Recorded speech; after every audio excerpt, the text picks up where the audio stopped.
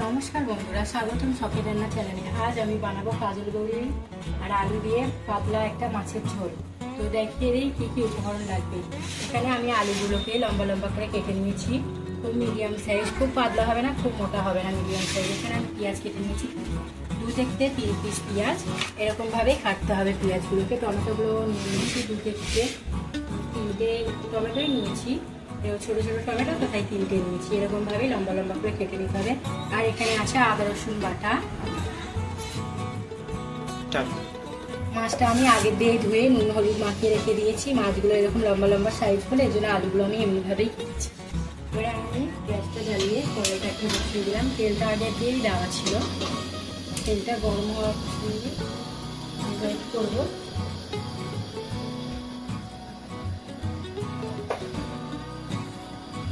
মাছগুলো আমি একটা একটু খুব ভালো করে তেলটা গরম করতে হবে।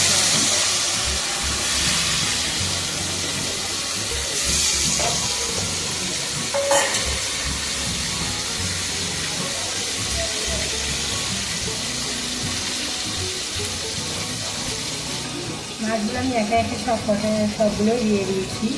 এবার মাছটাকে খুব ভালো করে ভেজে নিতে হবে, লাল লাল করে একদম কড়া করে ভাজতে হবে। মাছটা যাতে খুব ভালোভাবে ভাজা হয়ে যায় সেরকমভাবে উল্টে দিতে হবে আস্তে আস্তে করে। দেখো এমনভাবে দিও যাতে ভেঙে না যায় মাছগুলো। খুব ভালো করে সাবধানে উল্টাতে হবে। এখন মাছটা ঠিক হয়, আমি দেখবো এই সাইডটা হচ্ছে কিনা করে আস্তে করে উল্টে দেবো যাতে মাছগুলো ভেঙে যায়। মাছগুলো তো এমনিতে একটু নেয় না, এগুলো একটু সাবধানে উল্টাতে হবে। দেখে নিতে হবে বারে বারে, ফেলে না যাই, বারবার নাড়াচাড়াও করতে হবে।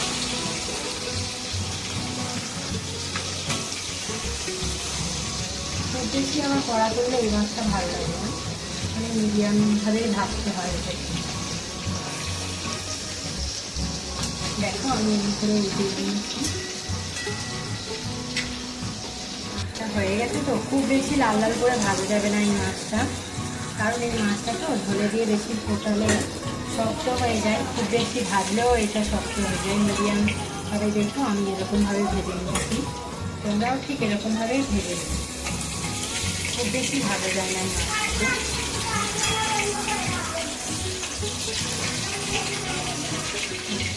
আমি একে একে সব তুলে নিয়েছি। এবারে আমি কড়াইতে কালো জিরে, পরিমাণ মতো কালো জিরে ফোড়ন দেবো। কালো জিরে ফোড়ন দিলাম। এবারে দেখো আমি পেঁয়াজগুলো দিয়ে দিলাম একে একে।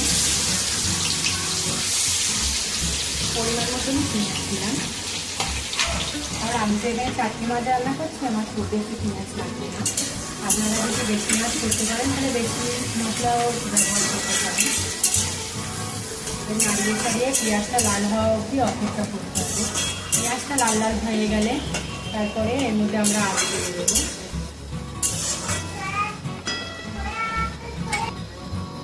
এবারে দেখো আমি এই আলুগুলো এরকমভাবে কেটে রেখেছিলাম, এবারে দিয়ে দিচ্ছি। মানে পেঁয়াজ আর আলু একসাথেই ভাজা হয়ে যাবে। আপনারা চাইলে আলু আলাদা করেও ভেজে নিতে পারেন। এটা একটু আমি তাড়াতাড়ি করার জন্য আমি এরকমভাবে এই রেসিপিটা বানাই। আপনারা চাইলে আলাদা করেও আলুটা ভেজে রেখে দিতে পারেন, তারপরে পেঁয়াজটাও ভাজতে পারেন আলাদাভাবে। আপনারা আপনাদের সুবিধা মতনই করতে পারেন। এবারে আমি এই আলুটার মধ্যে হাফ চামচ নুন অ্যাড করছি। পরে আমি হাফ চামচ হলুদে দেবো, যাতে আলুটার মধ্যে খুব ভালো করে নুন হলুদটা ঢুকে যায়, নাহলে পরে সিদ্ধ হবে না। সিদ্ধ হলে নুনটা ঢুকবে না। এবার আমি খুব ভালো করে নাড়িয়ে নেবো। নাড়িয়ে নিয়ে ভাজা অবধি অপেক্ষা করতে হবে।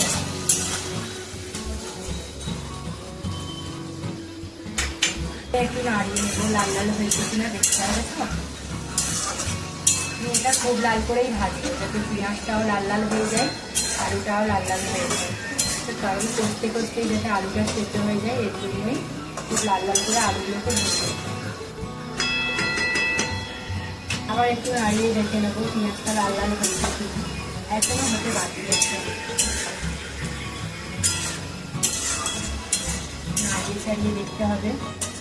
কারণ একদিকে ভাজা হবে আর একদিকে ভাজা হবে না, কারণ আমি আলুটা আর পেঁয়াজটা একসাথে দিয়েছি তো এর জন্য।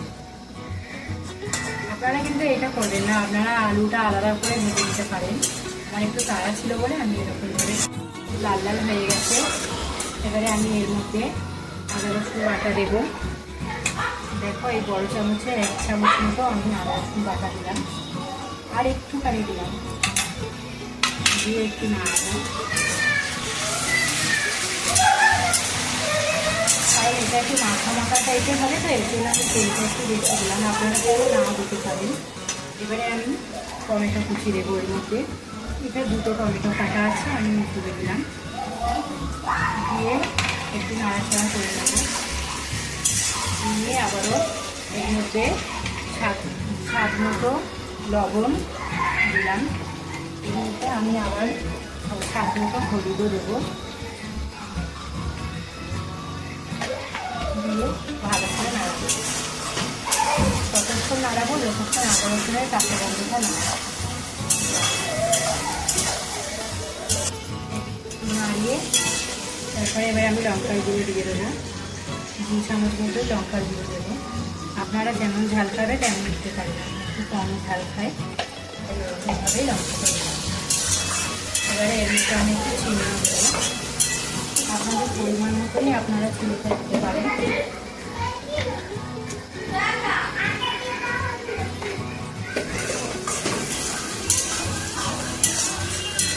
এবারে একটু একটু করে জল দিয়ে দিয়ে কষাবো। ততক্ষণ কষাবো যতক্ষণ না কাঁচা গন্ধ থাকে। আলুটা প্রায় সিদ্ধ হয়ে এসেছে, এটা এবার কষিয়ে আলুটা সেদ্ধ হয়ে গেলে এবার আমি মাছগুলো দিয়ে দেবো। মাছের সাথে মশলাগুলো লেগে যায়, মাছগুলো দিয়ে একটু নাড়িয়ে দেবো। খুব সাবধানে নাড়াতে হবে যাতে না ফেটে না যায়। এমনি মাছটা খুব অল্প রেখে ভাজা তো, এর জন্য খুব আস্তে করে এর সাথে মশলাগুলো ঢুকে যায়। ওইভাবে নেড়ে চেয়ে নেবো। এবারে পরিমাণ মতো জল দিয়ে, আমি তো খুব বেশি ঝোল করবো না, আমি একটু মাখা মাখা করবো। এরকমভাবে একটু এই করে দেবে, মানে মাছে যাতে ঝোলটা উঠে যায়। এবারে আমি এটা ঢাকা দিয়ে দেবো। 5-7 মিনিটের জন্য ঢাকা দিয়ে রেখে দিলাম। দেখবো জলে লেগে গেছে। তারপরে একটা কাঁচা লঙ্কা 2 ভাগ করে দিয়ে দেব। আবার 1 মিনিটের জন্য ঢাকা দিয়ে রাখবো, যেটা আর একটু ভালোভাবেই তরকারিটা খুব সুন্দর। দেখুন বন্ধুরা খুব সুন্দর কালার এসেছে, এরকমভাবেই নামাতে হবে। দেখে নিন সুন্দর কালার। এরকম করেই আপনারাও বাড়িতে ট্রাই করবেন, খুব ভালো লাগবে দেখবেন এটা।